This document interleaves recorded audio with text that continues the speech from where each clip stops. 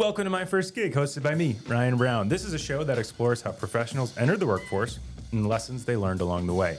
Today, Josh Paciorek has spent his career at the intersection of policy, media, and public influence. Today, he is the Chief of Staff for Dick DeVos, helping shape strategy, messaging, and engagement around some of the biggest issues impacting Michigan and beyond. But long before advising leaders and helping guide public conversations, Josh was just another recent college graduate trying to figure out how to turn an interest in politics and communications into a career. In this episode, we go back to the beginning. Josh's first job out of college and the path that followed. From early internships in Michigan government and communications, right here at Truscott Rossman, That's right, to roles inside the Michigan governor's office, the vice president's press team, Congress, and major organizations like Consumers Energy, Josh built a career rooted in strategic communication and public service. Today, his work focuses on helping leaders communicate clearly, navigating complex policy conversations, and engage with the public in meaningful ways. That's a role that blends strategy, storytelling, and real-world impact, skills that started developing long before his current position. Again, right here at Truscott Rossman. We'll talk about the lessons from those early jobs, the moments that shaped his career trajectory, and how those experiences prepared him for the work he does today. Josh, welcome to the show. Thanks, Ryan. That is a much more flattering intro How than about even that? I would have been able to write. Yeah, Well, you can take that with you. I might need to. Put it in your email signature. Yeah, just to keep it with me close. Yeah. Well, welcome to the show. The natural first question, obviously, is what was your first gig? My first gig, once I graduated, was I was on Rick Snyder's re-election team in 2014. So that was the 2014 elections. The governor was running for re-election. It was against Mark Schauer, the Democrat. Those first 4 years with Snyder as governor, there was a lot to fix or reinvent in Michigan. There you so that was, it was going to be a tough cycle. He led the passage of right to work, closely led by an outside effort led by my new boss, Dick DeVos. It's funny how all these worlds just... it's a small world. It's a small world. Yeah. But, that was going to be a tough race, but it was a good first gig. Nice. I'm curious, how did that actual job match up to your expectations of the job? Because I feel like, you graduated Michigan State, right? And you kind of have like, what is a campaign going to be? Like, it's going to be so fun and like cool and high energy, which I'm sure it was, but just how did it match up with what the actual job was? Well, I think you watch The West Wing on TV. That is what I'm getting at. Yeah, yes. you up until that point, the only campaign experience I had was knocking doors for state rep candidates. I knocked doors for Snyder in that 2010 primary, but I didn't know anything about campaigns other than they were interesting to me. I always had an interest in politics and campaigns. It was one thing I've come to really love about them is there's an end date. And there is a very clear, you either won or you lost. Yeah. There's a metric. You were successful or you weren't. Yep. And I like that. Yeah. But that first campaign as a paid staffer on the inside, working for it full time, it was interesting because it was a pretty small campaign. Yeah. There was only, I think, 6 of us full time, and we were really relying on some outside efforts. The state party at the time was a really big operation here in Michigan. And the governor, he wasn't a inherently political, his background was a businessman. He's one tough nerd. He's one tough nerd. Former CEO, all of that. And so, the campaigns I actually don't think were, I know for a fact those weren't his most favorite part of the job. Yeah, but, right.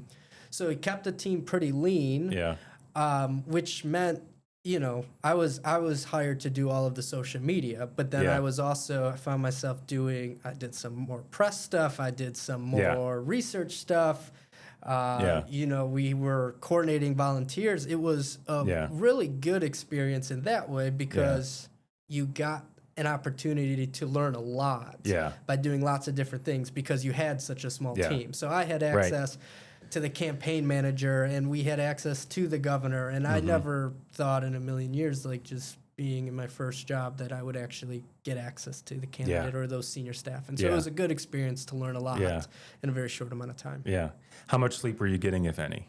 Not a ton, but that was a mix of both, the workload, but also just being nervous. Yeah.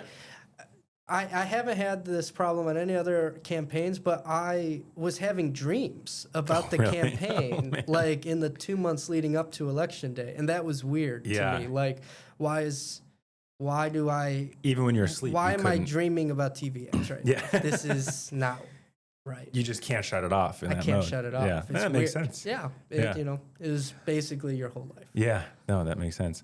I have to imagine there's just hundreds of lessons you can learn in a job like that. But what was like the main one that you took with you that's kind of sustained you throughout the rest of your career? The main one, or for you? I think the biggest thing is just be willing to learn as much as possible. Be a sponge. I think there's at least early on in my career, I wanted to do comms. And because I was young and it was 2014, people are like, okay, you do social media. I said, okay, that's fine. Right. But I know what that is. I know what that is. I have a Facebook account. Yeah, right. But at the same time, you are around very talented, teammates who have a lot of experience. We had folks who were working with us from DC. Yeah. You just have to know you are by far not the smartest person in the room. So use those opportunities to learn as much as you can. Yeah. And a campaign, I think, is one of the best ways in the political world to learn a lot in a very accelerated and short amount of time. Yeah. And, you have like I said, you have a date when it's over, and you will either have won or you will have lost, but you will definitely have learned once it's over. Right. Okay, so that campaign ends. What happens next? So after that, I went to work in the governor's official team, and I got to lead the One Tough Nerd. We won. Yeah. To the key detail. That's right. To the victors go to the spoils. Yeah. It's much better to win elections than lose. Yeah. Well, and also for the staffers, right? Like if you win, that most likely means you have a job for the next 4 years. Yeah. It was. Or you're back. If you lose, you're like, well, now what? Well, and it was a weird period of transition because you won, and then you don't have anything else to do because there was already an official team in place. Oh, so right. they went back to governing the day after the election, and the campaign team, it was small, but it's like, oh, well, what do we do now? Yeah. And I had the good fortune, and I have to make sure I mention that he is a mentor of mine in case he listens to this. But Mike Brownfield ran the governor's social media on the official side. He ran the One Tough Nerd Twitter account. Okay, got it. So, but Mike, I interned for him, which is how I got the job on the re-election campaign, and interned for the governor for a year. And he wanted to make a change, leaving the communications office and going to go do policy. And I remember it was like 2 weeks after the election, him texting and being like, let's go get a drink. I have an idea. I said, all right. And it was about, I want to try to move myself into the policy shop for the governor. I want you to come and do communications, do all the social media. And I said, yeah, of course. Works for me, boss. Works for me. There were a couple other opportunities to go do a governor's race in Kentucky. There was an opportunity to go to D.C. and do some social media for a committee. Okay. There was an interview or an opportunity with Consumers Energy that was going to actually pay a whole lot more. But, you have lots of different people giving you lots of different advice. And in that point of time, it was just like, no, I want to, help this guy win re-election. I want to go work in the office. Yeah. And, that's what happened next. That's awesome. Well, you mentioned an internship, and we would be remiss if you did not mention you were an intern here at Truscott Rossman. I was an intern at Truscott Rossman. Tell us a little bit about that experience. Yeah, I loved my internship at Truscott. That was just the first year after Kelly and JT merged and created Truscott Rossman. You were here at early on. It was pretty early. I might have the timeline slightly different, but it was in Lansing. It was in the Bogie building. And it was an unpaid internship. We'll cut that. But then, just kidding. After like 2 weeks, they were like, "We're going to pay you." I'm like, "This is the best internship I've ever had." I really enjoyed it. I worked on lots of different things. I worked closely with Kelly on trying to pass something. It was called Casey's Law, and it was about banning driver 16 and under from using their cell phone while driving was named after a young woman who passed away in a car accident because of that. And it showed to me what sort of impact PR and communications can have in actually making good happen. Yeah. And I was always interested in politics. I never understood what I wanted to do within politics. Yeah. And it was this, started learning more about this PR and communications world. I loved writing. And I thought, all right, well, I'll give this internship at Truscott Rossman a go. And I was here for 2 semesters until, and I was going to stay a third until, I was talking to JT about what I wanted to do after I graduated the following year, and I said, I want to go work on the governor's reelection campaign, and he goes, well, then you need to go meet some people who work for the governor. And I said, yeah, but they don't have a paid internship. And he's like, you should go and get that experience. And I'm really glad he gave me that there advice. You go. That's awesome. So I love it. Yeah. Where did your passion for politics start? Like, were you a young kid, like watching the debates when no one else was, like me, or what? I was nerdy. That 2000 election, I don't know why. I just thought it was the coolest thing. It was the first election I remember, and so maybe that was it. But I just thought it was cool. And then it just so happened that it ended up probably being one of the most historic elections of our lifetimes that we'll ever see. Right. And so I thought everything that happened afterward was just like, I don't know, I was glued to the news. I don't know why my parents let me watch it. But my 3rd grade teacher, I was in 3rd grade at the time, she was really into like making sure we understood like civics and the history and the, all the, everything around it. And I don't know, she, so I just sort of ran with that and have sort of had that passion ever since. Yeah, sometimes all it takes is a really good teacher. That's right. That's awesome. Okay, so after the governor's office, it was on to D.C., correct? It was on to D.C., yeah. And the intro there was? The governor's chief of staff, Jared Agan, another really good mentor. Jared was our communications director, and he was one of those folks I was talking about who came from out of Michigan, had a great, had an opportunity to learn a lot from him. He was on the official side as the communications director, but clearly, just a really talented communicator, good guy. He, after the reelect, it was a few months later, but he ended up becoming the governor's chief of staff in the second term. Fast forward, January of 2016, we were going through the Flint water crisis, and that was an opportunity to really try to help fix the issue that was in Flint, the problem that was in Flint. But then there was it was a crisis comms lesson as well. Sure. And so learned a lot in that situation. And through that, ended up getting real close with a lot of the governor's comms team. I mean, that was a lot of work, a lot of hours. Worked closely with Jared on a number of different response efforts. And when Vice President Pence took office, Jared interviewed to be his communications director. He got the job. He went to D.C. I was like, well, that's pretty cool, but I'll never see that guy again. And it was like 3 weeks. Good for him. It's good for him. Yeah. 3 weeks later, he called and was like, do you want a job in D.C.? And my fiance at the time, she and I just bought a place in East Lansing. I had started a master's program at Michigan State. Oh, wow. And we were getting married in northern Michigan that October. And so this was February of 17. And I said, no, I mean, probably not. But if if it's like a great job, like give me a call. And it was like 6 hours later. I remember we were playing bar trivia. And he's like, the job is for the vice president to manage all of his social media. Do you want to come to D.C.? And I was like, man, when do you need an answer? And he was like 24 hours from now. And things move fast down there. Things move fast. And so we bought the house in January. I stayed there for a day. Wow. Because once it was closed and everything. Yeah. And my wife now, she ended up selling it. Wow. Like a month later, and we packed up and moved to D.C. Wow. It was kind of a wild couple of months, but it was it's hard to say no to. Yeah, I mean, that's not a surprising how I ended up in DC. I mean, it is because at the level that you ended up there, but like to me, it seems like I also spent time in DC. Like it is, sometimes it can be very fast, like, well, this is your opportunity, you have to take it. If it's not this, then you're just not going to go. Well, because that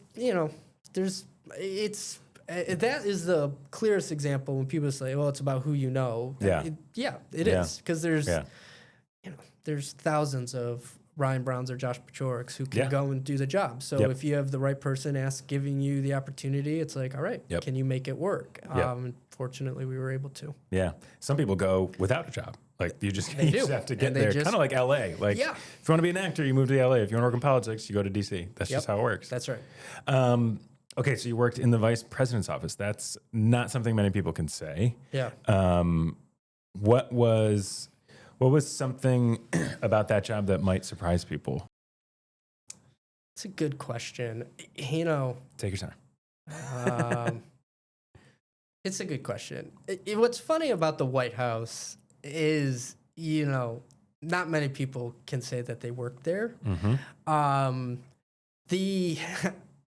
At the end of the day, though, it was another job. Like there are the same highs and lows of the job, the long hours, the drama with teammates. Yeah. But it was historic, and it was one of the coolest jobs I'll ever have. I don't try to live with many regrets, but if there is one, it's that maybe I didn't always appreciate it day to day, because it becomes like it's part of the grind. All of the stories you hear about the long hours and everything like that, it is part of the grind. So, looking back, I can appreciate what an amazing opportunity it was. And I know, if I ever had a chance again, I would probably jump on it. Yeah. But at the same time, it's, as I look back, I know I can appreciate it. At the same time, I know when I was in it, it wasn't always something that I probably appreciated as much as I could. But the opportunity to serve your country, the opportunity to see so much of the country and to communicate, to have that platform and to communicate via those platforms, there was no other experience like it. Yeah, nothing like it. Yeah. I appreciate what you said about that. It was just another job. Like it is important to, like, we are lucky to be in DC when you get the chance. Yeah. But I think it's important to note to some people, like, if that is something you want to do, it is just a job. Like somebody's got to do it, right? Someone has to do it. It's an accessible thing that is possible. It's not just this like thing that's out of the question and out of reach for people just because it's in Washington DC and it's at the White House. But like, it's a real thing that somebody has to do. Somebody has to do it, and it's it doesn't make it necessarly. The long hours make it harder, but if you're working in communications or press for the vice president or at a corporation or a nonprofit, like the same principles apply. And so, my advice was to anybody is like, yes, you can do it. If you have the opportunity, make it happen. Yeah. Anyone who's thinking about making, if they're in the political world, Republican or Democrat, if they're thinking about making the move to DC, I would recommend anyone to give it a try. Yeah, it's a really, really cool experience. Yeah, for sure. But then always come back to Michigan. Yeah, of course. Come back to Michigan. I always say DC is a great place to be young. It's a great place to be young. And then we boomerang back here. That's right. So let's spend some time on on more of your time in DC, because you were at the White House. Where was your office, by the way? It was at the EAOB, so right across West Wing Ave. Which arguably cooler looking building than the White House. That might be a hot take. No, I don't think it is. The cool thing about working for the vice president is you had access to go to the official office of the vice president in the EAOB, and that's where the desk is where all the vice presidents sign their signatures. And so when you get to do tours or give tours to friends and family who are in town, the office of the president's staffer, they can't get into that office, but OVP, vice president staffers could. So that was cool. Nice. And then you could also go to the OVP residence at the Naval Observatory, which was also arguably cooler than the White House. That's another hot take. But I agree with you. Yeah. Did Pence live there? Yeah. He did. Yeah. Okay. How often were you up at the Naval? Well, we did the Christmas parties. We did the summer parties for staff, things like that. And then every now and then he would host breakfasts for foreign leaders and stuff. They were at the casual. At the every now and again. We were there for a foreign leader breakfast. Yeah. Well, I was there. I was taking iPhone photos and videos. I mean, That's awesome. Never didn't get to eat. Yeah. They didn't feed you? Well, the staff food. The staff. You already mentioned West Wing, but I mean Veep. Talk about the similarities and differences. People would be pissed if I didn't ask. Well, it's DC is Veep. Yeah. Like that was Agreed. I mean, you agree, right? Oh, 100%. Yeah. There's West Wing, House of Cards, or Veep. If you had to pick the three, it's Veep, hands down. Yeah, it's Veep. Anyone would tell you that, I think.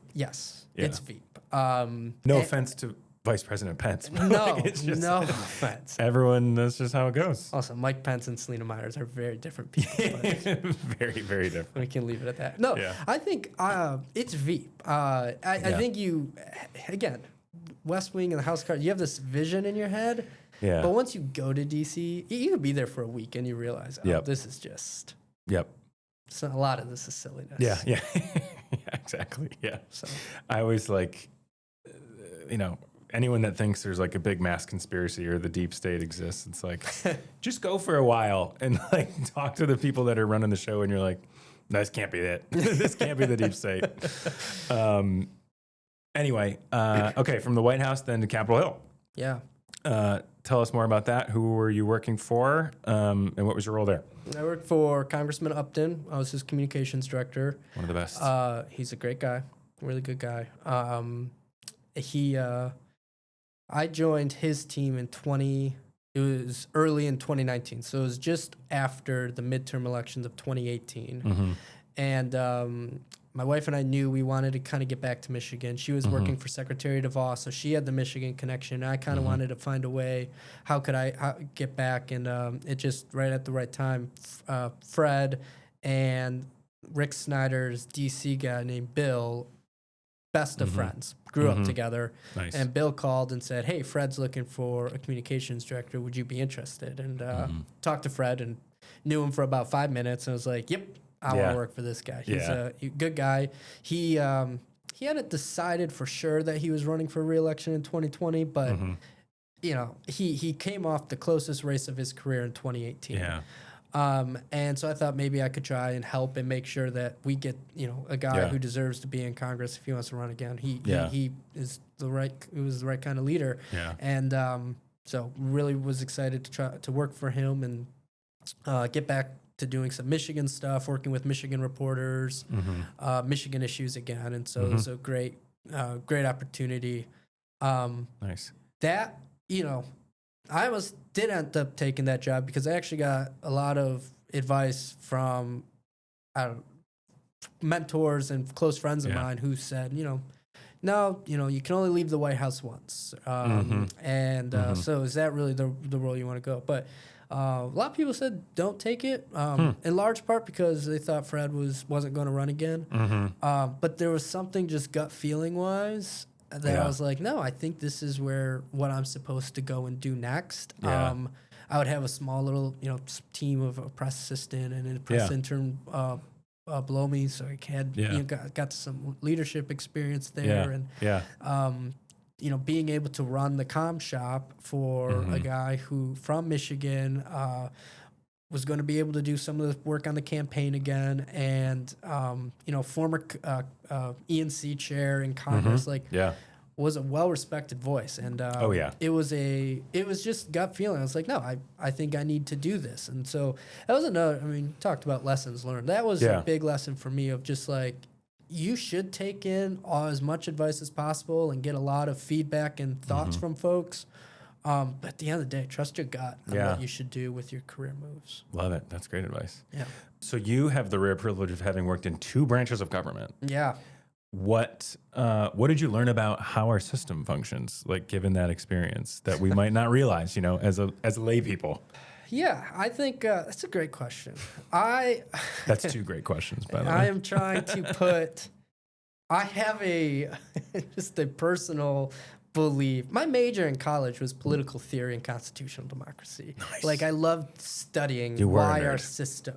Definitely. James Madison College at Michigan. Oh yeah. Yeah. I love studying why our system was created the way it was. And you just have seen the executive amass so much power and the Josh, you're speaking my language. and Congress is just giving it up and no one's fighting for it back. Yeah. And I just am like, wow, these 435 House members, 100 senators, like, will someone just stand up to the White House? Yeah, yeah. And I'm not talking about Trump. I'm not talking about when Biden was there. I'm just talking about, like, bring some of this pack to Congress from the executive. Yeah.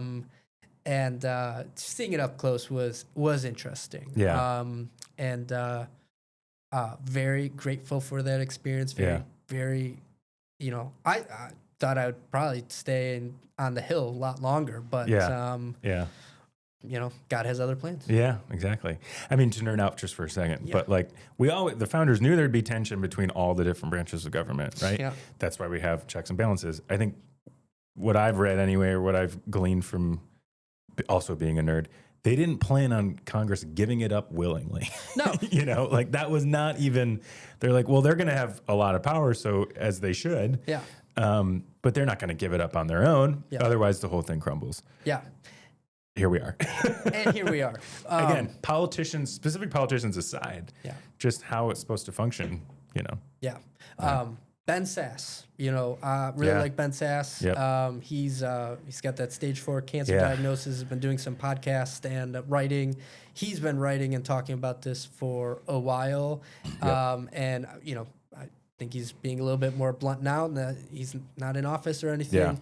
Yeah. And it's just from a purely theoretical view. It's a very interesting discussion to be had, and just sort of where our government is in 2026. Yep.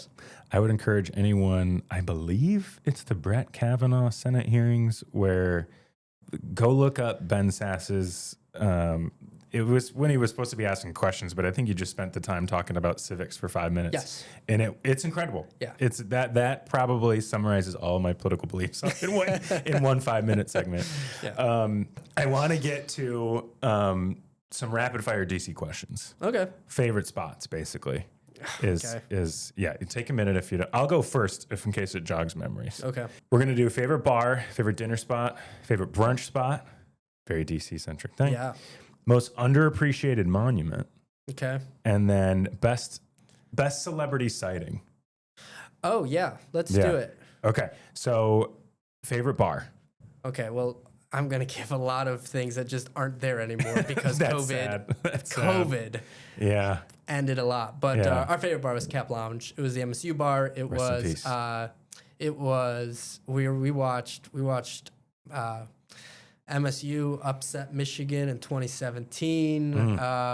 It was 2 weeks before our wedding, 2 or 3 weeks before our wedding, and like my wife hit the table, hit her hand down on the table, and her engagement ring popped off. Oh no! So we're at the ground looking for her engagement ring in a very it's Cap Lounge floor. Yeah. And we found it. It was fine. Good, but Cap Lounge was a lot of good memories. Best chicken tenders. Yeah. Gotta love the chicken tenders. Love it. Yep. My favorite's the Dubliner and or Kelly's, which are right next to each other. Those are great. Yeah. I love a good Irish pub. Yep. Dubliner has live Irish music every night. Yep. I believe. Actually pour Guinness properly. it's which I've yet to find here in Grand Rapids. Somebody get on that, please. But anyway, those are my favorites. Favorite dinner spot? Another place. It closed during COVID, but it was called Aqua El Due. They had a steak frites. It was the best cooked steak frites, and their tiramisu was the best tiramisu that I've found outside of Italy. Nice. It was very, very, very good. Nice. I'll also do a closed place. Joselito, also on Capitol Hill. Also, just phenomenal food. It was like Spanish tapas. Yeah. It is also where my wife and I had our wedding reception. So nice. It was a special meeting to us, but it has since closed. So I didn't realize you guys got married in DC. Yeah, we did. Okay. St. Joe's on Capitol Hill. Cool. Shout out Father Gurney. and then we took pictures at the Capitol and walked over to Joselito's. It was a lovely day. That's nice. Okay, favorite brunch spot. In my opinion, there's a correct answer to this. There is? Yeah. Well, why don't you go first? Okay. Okay. Ambar. Ambar's good. Ambar is very good. Balkan food. It was like $45 for bottomless food and bottomless mimosas. And there were also other drinks involved. Ambar got really fun. It's a professional podcast. I would pause and go and look up the name of this restaurant. Ambar was very good. There was a restaurant. We can look it up. In Arlington. I don't have my phone on me. I can try to look it up. I don't know if this place is closed, but there was a place in Arlington. They sold champagne bottles for $1. Bottles for $1. Maybe it wasn't even $1.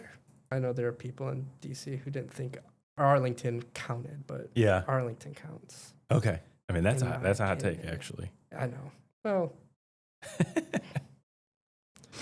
I'm going to look this up after. It was like $1 for a champagne bottle. That's incredible. And then, they charged $10 for juice.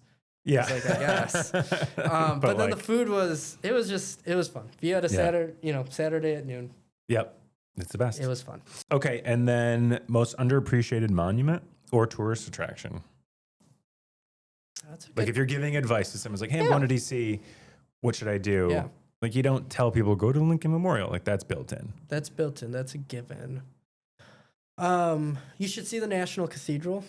It's beautiful. Good. You should go to the National Cathedral. Good one. Also a beautiful part of town, too. Beautiful part of town. Like, that's the nice part of D.C. It's not a place that is necessarily easy to get to, and so I don't feel like people make it part of their stop, but you should. That's a great one. Beautiful part. It's just a beautiful building and very cool. That's a great one. In case it's not on people's list already, the archives are super cool. Again, that's my favorite museum. Yeah, same. The archives are great. Same. In case people think that's like a normal one, also the old post office is cool. Now a hotel, but you can go up to that bell tower as well. Yeah. Which is if you don't get tickets to the Washington Monument, just go up to the old post office. See great views. Exactly. Okay, finally, best celebrity sighting. So my old press assistant, I did not see them, but my old press assistant, Martin Sheen, was in town protesting something. I don't know. He was about to get arrested. Yeah. He was walking down the street, and my press assistant was like, can you record a selfie video? And it was like the walk and talk from the West Wing. And he sent it to me, and it was like a Saturday night. I'm like, are you with Martin Sheen right now? That's awesome. He's Noah Sadler, another former Truscott Rossman intern. Noah. Yeah. So Noah sent that video, and I was like, nice. I came across it. Saw it in my photo feed the other day on my phone. I was like, this still is just such a weird thing, but it was very cool. Noah and I, through pure happenstance, happened to spend a St. Patrick's Day at the Dubliner together, and it was a great day. Not surprising at all. Not surprise you at all. Nope. Okay, my best celebrity sighting was we were out to dinner, so not really like a work thing, but Ellen DeGeneres and Portia de Rossi walked in. Neat. It was weird. Yeah. It was very random. Yeah. I feel like asking about celebrities in DC can be hard because people start putting like vice presidents, or politicians together. But there was a meeting where it was Biden. Oh. It was Cheney wasn't there. Gore. Nice. And then was it Dan Quayle? I mean, it was had like to be. It was like 4 VP. It was the current VP. Nice. And I was like, this is kind of cool. Yeah, that's really cool. This is kind of cool. Yeah, absolutely. That counts. Yeah. Okay. DC, enough of the DC talk. People are now tuned out because of our East Coast eliteness. Yeah. But I had guys fun. are going to have to shorten this episode. That's always okay. So what brought you back to Michigan, boomeranging back? I had an opportunity to be the West Michigan spokesperson for Consumers Energy. Fred being on energy and commerce, we dealt with a lot of energy issues. It was an issue area that I thought was just interesting to me personally. And we wanted to come to Grand Rapids. My wife and I, neither of us are from here, but we wanted to be on the West Side, working for Fred. I kind of fell in love with the West Side of Michigan. And Consumers had this opportunity in Grand Rapids, interviewed, talked to them. A lot of former Lansing politicos ended up at Consumers, and so had a couple of connections of folks just, putting in a good word for me. And Nice. I was there for about 2 years. Loved it, learned a lot, got to do a lot on TV and get some on the record TV experience, radio experience. And it was interesting. It was the first time I had been speaking on behalf of a corporation or a business rather than an individual. Yeah. And so, that had some different challenges, but absolutely loved working for them and a great experience. That's nice. Okay, and now your current role, Chief of Staff for Dick DeVos. How does one end up with that job? So that is because my wife worked for Secretary Betsy DeVos in D.C. And worked for her Chief of Staff, Nate Bailey. And when Dick and Betsy came back, they still had a lot in the tank and wanted to continue to work on their different efforts. Yeah. And Betsy has a great team, and Dick. There's an opportunity to go work for Dick and support him on his different endeavors, his different efforts. Yeah. Politically, philanthropically, his work around Grand Rapids with the amphitheater and the soccer stadium, Amway Stadium. So been there for just over 2 years now.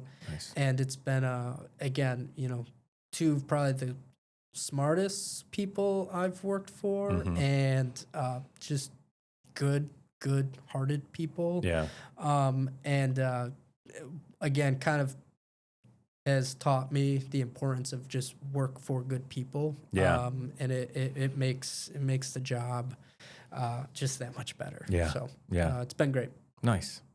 Okay, final question. Everyone's getting this question on this season. It's not a super original question, but I think it's an important one for young people at least. What is the one singular piece of advice you'd give to your younger self? You're in that first gig. You get to talk to that person. What do you tell them? I think the piece of advice I would give, it's going to be two. We'll do two. It's the trust your gut. Trust your gut on what is the right path for you. There's going to be lots of people who all have different experiences, and I have awesome people I think who watch out for me and look out for me. And they all have different experiences, and they've all gotten to where they've been through different experiences. So they'll have different opinions and ideas and instincts, but trust your gut. And then number two is advocate for yourself. Good one. There's a lot of just reflecting back throughout this conversation, there have been a lot of near misses in my career, and even going back to interning for the governor's office, I wanted to intern in communications. That's what I wanted to do. And when I interviewed with them, they said, "Oh, we don't have anything in communications. We only have ledge affairs and constits." And I said, "Okay, I'm going to say yes to this opportunity still because it's the governor." But I, just wanted to let you guys know I really want to do communications. And it was a week later, the governor's press secretary called and was like, "Hey, I heard you want an intern in communication. You should come talk to us." And nice. And that's honestly what pretty much set off the rest of the career. Yeah. So, advocate for yourself, trust your gut. Go a long way. Nice. Josh is Dick DeVos' Chief of Staff at the WinQuest office. And hey, folks, if you're looking for a nice evening out, whether it's a date night or you just happen to find yourself downtown without any plans, check out Allura. Am I right, Josh? Go. They've got great tiramisu. We ended up being in there on the same night, didn't even realize it. No, we didn't. But it's a great place. Yep. Check it out. Josh, thanks for joining us. Thanks, Ryan. Wow, what an interesting first gig. If you enjoyed today's journey through the early career stages of our guests, please subscribe on your podcast service of choice. We appreciate your support and love hearing from you. Feel free to leave a review or send us your feedback. It helps us bring more inspiring stories your way. Join us next time for another insightful episode, and remember, every great career journey starts with a single step. This is My First Gig, brought to you by Truscott Rossman and Say More.